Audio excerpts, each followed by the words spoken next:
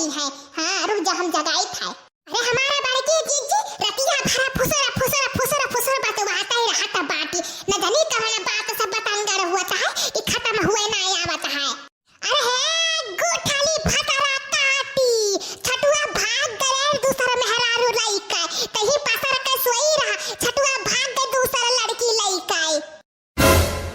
अरे नहीं ऐसे नहीं होई सकत बात है, छोटू हमरा रावा केहू के लइका नहीं जई है, छोटू हमारा हुए, हमसे खाली बियाह करी है।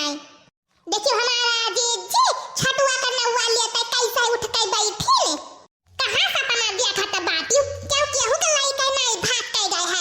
चलो जल्दी मां तुम्हें सब अगवारा के बाटे हल्दी लगावे का कि आज हल्दी लागी, आज हल्दी रसम हुआ, आज कहीं पर इस सुआते ही हमारे सब जाइत बाटे, जल्दी से आओ, देर ना लगाइयो। ठीक है भौजी चलो आई त बाटे, हमारा भौजी जवाना नी का मजाक करथिन दादा।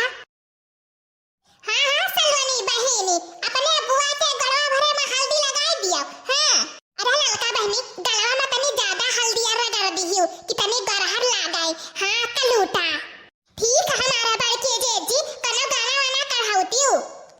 इके तारा जो टूटा गगन में बनी हल